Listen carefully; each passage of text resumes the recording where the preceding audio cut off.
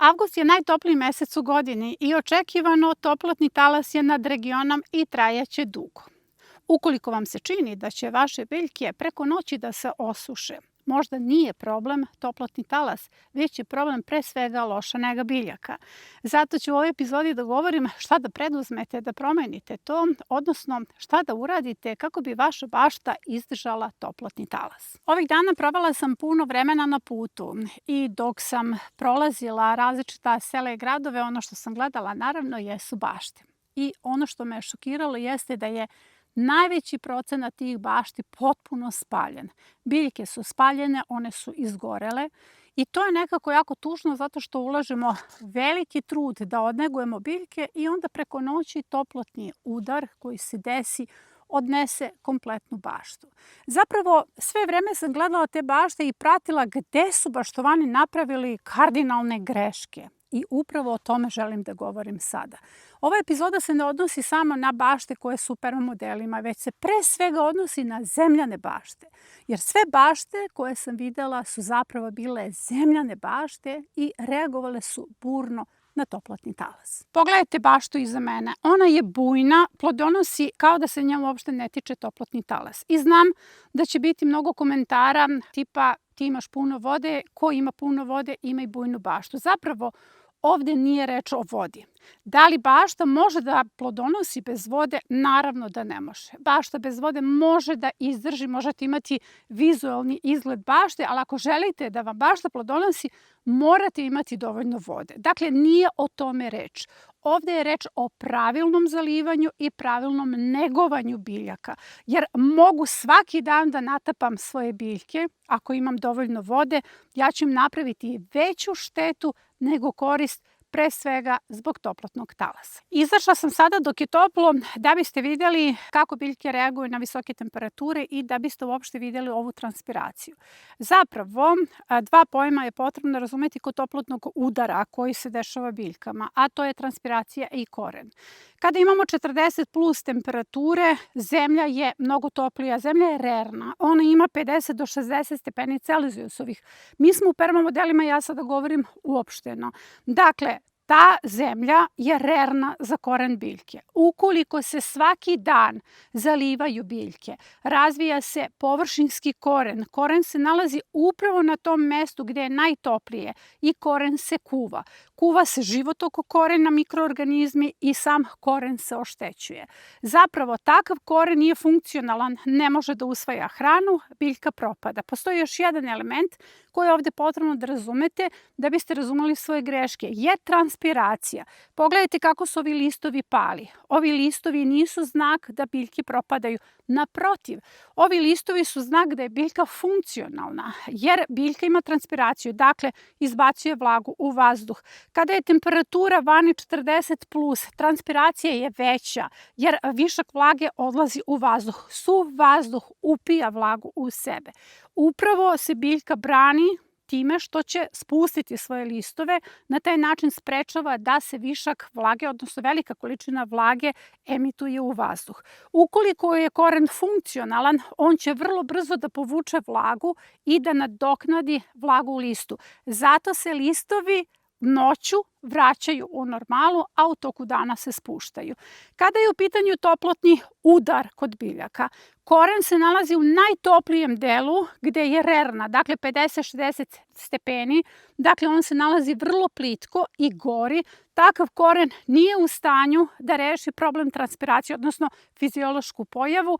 Biljka sve više gubi vlagu i na taj način preko noći takva biljka može potpuno da se osuši i to zovemo toplotnim udarom. Ovde sam se namerno uvukla da vam pokažem vrednost mešovite sadnje, jer mešovita sadnja je ključ zapravo da biljke izdrže ekstreme i svi vi koji pratite program i postavljate kombinacije sa mešovitom sadnjom ne morate toliko da brinete, jer bašte koje sam vidjela usput, koje su potpuno izgorele, su zapravo monokulturalne bašte i bašte koje su zemljane, onako okopane, nemaju nikakav malč, nemaju ništa na sebi.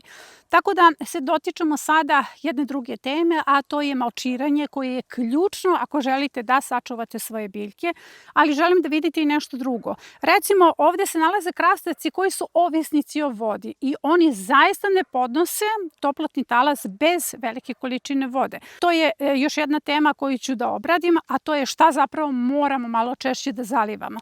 Ali sa čim je kombinovan krastavac? Ovde su visoki paradajzi, ovde se nalazi jedan veliki grm dalije, sa strane se nalaze suncokreti, a ispred se nalazi još jedan zid od krastavaca, sa ove strane se nalaze suncokreti, iza mene se nalazi visoka boranija, tako da je ovaj krastavac zapravo okružen visokim biljkama, okružen biljkama koje imaju veliku lisnu masu, biljke koje emituju veliku količinu vlage. Da je ovaj krastavac izložen suncu bez ikakve zaštite, ja bih sigurno morala da postavljam zasenu nad njim. Dakle, to su one veštačke zasene koje se postavljaju. Ovako ja nemam potrebe da to radim, zato što moje biljke same rade prirodnu zasenu. Tu je reč o dobrom kombinovanju biljaka, a o tome govorim, ja mislim, godinu dana pre nego što obavimo setvu i sadnju u bašti. Dakle, te dobre kombinacije, ti integralni sistemi nisu samo zaštita kada je u pitanju predatorski lanac, podizanje samog imuniteta biljaka, već služe i da obezbede hlad biljkama koje će možda malo ozbiljnije da reaguju na toplotni talas, jer mi se za avgust spremamo. Ništa normalnije nije nego da imamo visoke temperature u avgustu. Ali sada je reč o malču, pa ukoliko niste u permamodelima, jako je bitno da malčirate svoje gredice. A koja je uloga malča? Pogledajte ovu gredicu, ona je malčirana, samim tim zato što je u pitanju uzgoj u permamodelima. Ali svi vi koji imate zemljane bašte, ako biste samo stavili seno ili travu oko svojih biljaka, vi biste postigli dva efekta. Prvo, sačuvali biste vlagu. Drugo, sprečili biste jak uticaj sunčevog zračenja, koje je izuzetno jako kada imamo ovako visoke temperature na biljke. Biljke bi bile zaštićene zato što malč radi refleksiju i odbija uticaj sunčevih zraka i to u onom najtoplijem delu dana na biljke. Evo pogledajte kako izgledaju ove biljke. Danas je izmereno 39, dakle to je temperatura koja je predviđena za moj kraj, ali sigurno je bilo viša temperatura u bašti i biljke uopšte ne izgledaju kao da ih se to dotiče. Zato što su pre svega uzgojene u permamodelima koji podrazumeva 5 bioloških metoda, a jedna od njih jeste i malčiranje. Dakle, prva stvar koju je potrebno da promenite jeste kako ćete zalivati biljke. Režim zalivanja je ovde važan. Ali iako vam svaki put govorim da nije važno kada zalivate svoje biljke, jer ih zalivate onda kad imate vremena, to pravilo vam neće važiti kada imamo toplotni talas. Jer toplotni talas podrazumeva da štedimo vodu, da pametno investiramo vodu u našu baštu, pa kada zalivate, potrebno je da zalivate ili rano ujutru, ili ćete zalivati posle podne, odnosno uveče. Ja zalivam od 18:30 do 21:30 svaki treći dan i kao što vidite pokazatelj je da se bašta jako dobro drži. Ovo ovdje što su propali listovi to je sasvim fiziološko propadanje, odnosno starost, ali bašta zapravo ima ogromnu količinu hrane i evo raste i jesenja zona. Jer kada zalivate biljke noću, tada se vlaga oko korena zadržava znatno duže, jer vlaga oko korena je i ključna da se koren ohladi. Evo, pogledajte koliko je sve to bujno, ipak trenutno je 18:30, znači još uvek je jako toplo, još uvek se biljke nisu potpuno povratile, kupus se već berem, znači bravo za mene kada je u pitanju borba sa stenicama i ono što želim da vidite jeste kako rastu jesenje gredice, to je ono što je poslednje snimano i posebno da vam pokažem julsku presadnju koja je u ovom statusu upravo na osnovu ovog režima zalivanja, jer ono što je posebno zanimljivo jesu salate koje nisu procvetale, koje se zalivaju na ovaj način svaki treći dan. Ono što vas kod zalivanja najviše zbunjuje jeste kada je zalivanje završeno, odnosno kada ste dovoljno zalili. Dovoljno ste zalili kada ima vlage dubinske, odnosno vrlo često pogrešno procenjujete na osnovu sena, jer kada malčirate, možete malčirati senom, slamom, lišćem. Dakle, nemojte da gledate ovaj površinski sloj koji je uvek suv i vrlo brzo se osuši na visokoj temperaturi, već stavite duboko prst, evo pogledajte, još uvek je vlažno. Ako je još uvek vlažno, dakle ne treba da bude mokro nego vlažno, vaše biljke su zalivene. Koren ove biljke, zato i ona toliko dobro napreduje, je zapravo hladan i vlažan. To je ključ u sistemu zalivanja. Dakle, ne treba da preterujemo, da natapamo naše biljke, da nam zalivanje bude agonija, da oduzima najviše vremena i da na taj način se pitamo šta će nama sve u životu. Zapravo treba pravilno da rasporedimo svoje vreme. Jer zamislite ovu baštu, 85 perma modela. Kada bih svaku noć zalivala. Ako zalivam obilno, dakle mene treba sigurno svaku noć 3,5 sata do 4 sata za ovu baštu. Ja ništa drugo ne bih radila osim zalivanja. To je loš ulog vremena, loš ulog resursa i nepotrebno našim biljkama. U narednih 10 dana dok traje toplotni talas nije potrebno urezivati biljke i nije potrebno dohranjivati biljke. Zapravo, kada je u pitanju urezivanje, ostavite lišće koje će da sačuva plodove i da sačuva biljke, što veća lisna masa, veći je stepen zaštite biljke. S druge strane, potrebno je da se skine svaki oštećeni list. Kad sam se vratila s puta, prvo što sam radila jeste prevezivala paradajz i skinula svaki suvi oštećeni list sa biljke, jer oštećeno lišće vuče energiju biljke jednako kao zdrav list, samo što nema funkciju u rastu i plodonošenju same biljke.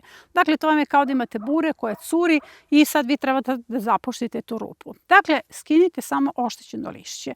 Nema urezivanja biljaka u bašti, jer sve ono, kompletna lisna masa je potrebna sada našim biljkama da one izdrže ove ekstreme, a sa druge strane nema ni dohranjivanja biljaka. Dohrana je u ovom slučaju kontradiktorna, jer ako hranimo biljku tekućim biljnim đubrivom, kvascem, šećerom, mi hranimo mikroorganizme u predalu korena. Kod pojačane aktivnosti mikroorganizma troši se više kiseonika, što može takođe da bude štetna za naše biljke. Dakle, biljke samo zalivamo bez ikakve dohrane ako su vam biljke na neki način napadnute predatorima, mada na 40 plus i predatori smanjuju svoje aktivnosti, vi ćete koristiti adekvatne preparate za taj problem, a nećete raditi dohranu same biljke. Pa evo, recimo da kada je u pitanju ovaj vreli talas, možemo da kažemo da i baštovani mogu da se odmore, jer osim zalivanja nemate neke velike aktivnosti u bašti. Ali najveći broj baštovana ima velike probleme sa vodom, odnosno nedostatak vode u ovom letnjem periodu. Pa hajde da vam dam možda i najkorisniji savjet za ovu epizodu. Jer ne trebaju sve biljke jednaku količinu vode i jako je važno kako ćete tu vodu koju imate da rasporedite. Recimo, ovisnici o vodi su vam krastavci.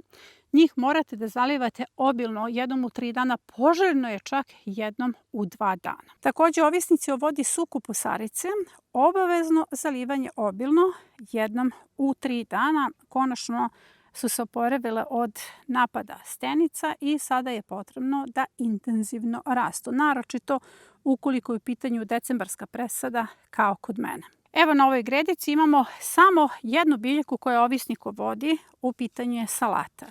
Ovu salatu zalivam svaki drugi dan obilno, ali kompletnu gredicu mogu da zalijem zapravo ređe. Jer i cvekla i blitva mogu 5 dana bez vode. Dakle, ako nemate vodu, ne morate da zalivate čitavu gredicu. Takva je situacija. Onda je potrebno samo da na toj gredici obilno zalijete ovisnike, a u ovom slučaju to je salata. Uradit ću analizu još jedne gredice. Na ovoj gredici imam paradajz, zatim sideratno cveće koje svakako nije ovisnik o vodi, paprike i soju.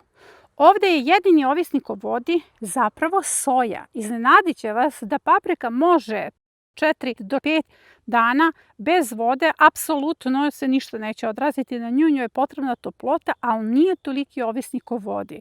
To vam govorim iz iskustva jer sam imala nekada velike probleme sa vodom i morala sam vodu da doziram. Što se paradajza tiče, možete potpuno da mu isključite recimo jednom nedeljno vodu. Ja u ovoj fazi negde isključujem paradajzu vodu jer ako isključite vodu on će brže da dozreva, samo se ne može naglo isključiti voda jer u tom slučaju imat ćemo pucanje plodova. Upravo zbog toga jednom nedeljno ga obilno zalijem i to je sasvim dovoljno. Dakle, jednom nedeljno, jednom u 4 dana i svaki 3. dan obilno. Ista je situacija i sa patliđanima. Patliđani su ovisnici o toploti, a nisu veliki ovisnici o vodi. Dakle, to je zabluda da patliđane, paprike, paradajze moramo obilno da zalivamo da bi oni imali veliku količinu plodova, zapravo oni jako dobro podnose nedostatak vode. Dakle, ako imate problem sa vodom, odmah napravite spisak kojim kulturama ćete davati manju količinu vode ili ćete ih ređe zalivati u odnosu na one kulture koji su ovisnici. Jer iznenadit će vas da u bašti imamo puno kulture koje uopšte ne moraju da se zalive. Recimo, krompir se ne mora zalivati jer on je završio svoju vegetaciju. Samo ga malčirajte i na taj način sprečavate da toplota utiče na plodove koji se nalaze u ogredici. Naravno, mislim na onaj krompir koji smo posadili u martu, ne ove nove krompire koji nam sada niču. Lukove smo takođe izvadili i da ne nabrajam dalje. Dakle, mnogo je kultura koje mogu da izdrže bez vode dugo i one će da vam pomognu da ono malo vode koje imate rasporedite tamo gde je neophodno.